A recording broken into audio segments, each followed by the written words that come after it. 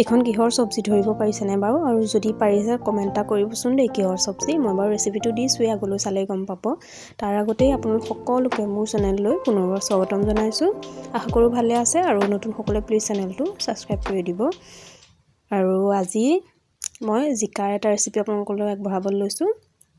তাৰ কাৰণে মই জিকাখিনি গোল গোলকৈ কাটি লৈছোঁ, দেখিছে। আৰু তাৰপাছতে মই বিলাহী, পিঁয়াজ অকণমান ডাঙৰ ডাঙৰকৈ কাটি লৈছোঁ, আৰু আদা নহৰু খুন্দি লৈছোঁ। তাৰপিছত কেৰাহীখনত অকণমান তেল দি বিলাহী আৰু পিঁয়াজখিনি ভাজি ল'ম অকণমান সময়। আৰু কেইটামান কাজু লৈছোঁ দেই, 6-7টামান হ'ব কাজু লৈছোঁ মই।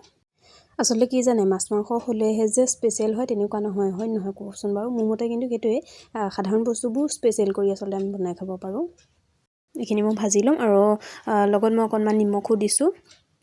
নিমখ দিয়াটো পিছে মনত ৰাখিব দেই, পিছত আৰু অকণমান দিওঁতে আগত যে দিছিলে সেই কথাটো মনত ৰাখিব লাগিব। তাৰপাছতে সেইখিনি মই ভাজি ঠাণ্ডা হ'বলৈ দিলোঁ, আৰু পেষ্ট এটা বনাই ল'ম সেয়াই। তাৰপাছতে কেৰাহীখনত আকৌ অকণমান তেল দিলোঁ, তাতে জিৰা দিলোঁ, গোটা জিৰা, তেজপাত এখিলা দিছোঁ, আৰু আদা নহৰু যে খুন্দি থৈছিলোঁ সেয়া মই তাত দি দিলোঁ। দি এইখিনি এতিয়া মই ৰঙচুৱাকৈ অকণমান ভাজিম। তাৰপাছতে মই তাত কাটি থোৱা গোল গোলকৈ কাটি থোৱা জিকাখিনি, আৰু কটাটো এনেকৈ কাটিব দেই, চব্জিখন বনাবলৈ দীঘলকৈ নহয়, এনেকৈ কাটিলেই ভাল হয়। এই জিকাখিনিও মই ভাজি ল'ম। আৰু ইয়াতো মই অকণমান নিমখ দিছোঁ, আৰু পিছত আৰু নিমখ নিদিওঁ, প্ৰথমেই দিলোঁৱেই, আৰু সোৱাদ অনুযায়ী দিব, আচলতে কম পালে দিব। আৰু তাৰপিছতে সেইখিনি মই জিকা সিজিবলৈ দিলোঁ, আৰু এটা বাতিত মই অকণমান হালধি দিলোঁ, জিৰা গুড়ি দিলোঁ, ধনিয়া গুড়ি দিলোঁ, আৰু অকণমান গৰম মছলা দিছোঁ, দি পানীত মিহলি কৰি ল'লোঁ।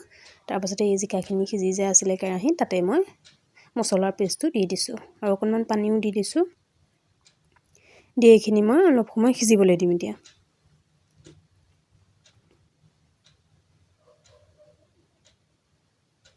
ইয়াত দেখিছেনে, প্ৰায় সিজিয়ে গৈছে, মানে 80% মান সিজিয়ে গ'ল, আৰু অকণমান সিজিবলৈ আছে। আৰু একদম কম সময়ৰ ভিতৰতে হয় সুন্দৰ এটা ৰেচিপি মানে বনাই খাওঁ বুলিলে।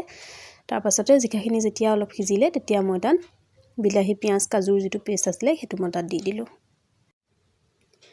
তাৰপাছত এইখিনি মই ঢাকোন মাৰি অলপ সময় উতলিবলৈ দিম ভালদৰে। ইয়াত দেখিছেনে, আৰু লগতে মই অকণমান চেনিও দিছোঁ, সোৱাদটো বেলেঞ্চ হ'বৰ কাৰণে। এইটো অপশ্যনেল হয় একেবাৰে, মন কৰিলে দিব পাৰে, নোখোৱাসকলে নিদিবও পাৰে চেনি। তাৰপাছত অকণমান ক্ৰীম দিছোঁ তাত, আমুল ক্ৰীম। তাৰপাছতে সেইখিনি ভালদৰে অকণমান সময় লৰাই শেষত মই তাত দিছোঁ কেঁচা ধনিয়া।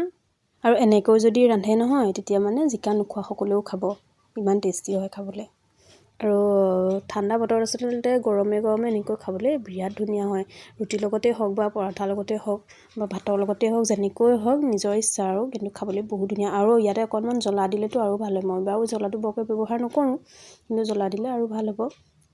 তাৰপাছত হৈ গ'ল, ইয়াত দেখিছেনে, জিকাৰ একদম সুন্দৰ ৰেচিপি এইটো, মানে বহুত ধুনীয়া হৈছে। আপোনালোকে খাই চাবচোন এদিন নোখোৱাসকলে, আৰু কমেণ্ট এটা কৰি জনাবচোন খাইছে নাই এনেকৈ।